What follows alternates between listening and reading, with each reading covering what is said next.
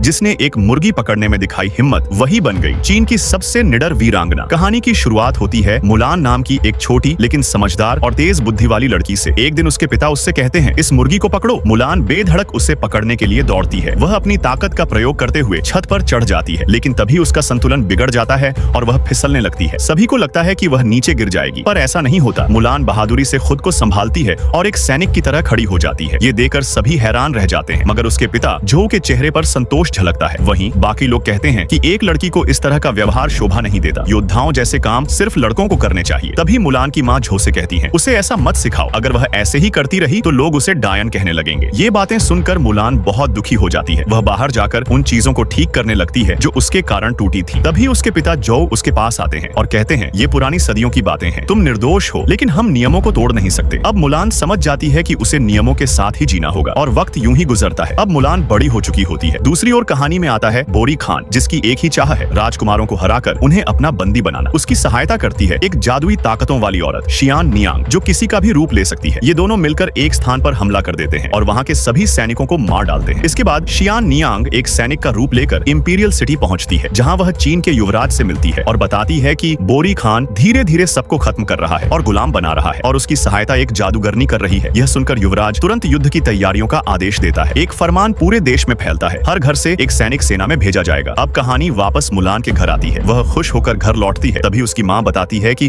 उसके लिए एक वर चुना गया है और जल्द ही उसकी शादी हो जाएगी। मुलान को यह बिल्कुल पसंद नहीं आता, लेकिन वह कुछ नहीं कहती क्योंकि उसने वादा किया था। अगले दिन उसकी माँ उसे सजाकर उस व्यक्ति के पास ले जाती है जो जोड़े बनाता है। मुलान वहाँ पूरी कोशिश करती है कि सब कुछ सही से करे। वह सभी को चाय पेश करती है, लेकिन तभी वहाँ एक मकड़ी आ जाती है। चाय के प्याले गिरने लगते हैं। मुलान उन्हें बचाने की कोशिश करती है, लेकिन उसके बाल उसके चेहरे पर आ जाते हैं और आखिर में सभी कप टूटकर जमीन पर गिर जाते हैं। इस घटना से वह आदमी बहुत नाराज हो जाता है और मुलान को सबके सामने बेइज्जत करता है। इसी बीच युवराज के लोग वहाँ पहुँचते हैं और घोषणा करते हैं, हर परिवार से एक व्यक्ति को युद्ध में शामिल होना होगा। जो तुरंत आगे आते हैं और कहते हैं, मेरे घर से मैं ही जाऊंगा, क्योंकि घर में वही अकेले पुरुष थे। लेकिन जैसे ही वो चलते हैं, उनका लंगड़ाना दिखता है। सभी लोग उनका मजाक उड़ाते हैं। जो की पत्नी उन्हें रात में जाने से मना करती है। तुम युद्ध लड़ने की हालत में नहीं हो। लेकिन जो उनकी बात नहीं मानते और अपना युद्ध का सामान निकालने लगते हैं, क्योंकि जो पहले भी चीन के लिए युद्ध लड़ चुके थे। तभी मुलान आती है और अपने पिता का सारा युद्ध सामान देखती है। जब रात होती है तो वह अपने पिता की तलवार, कवच और कपड़े पहनकर चुपचाप घर से निकल जाती है।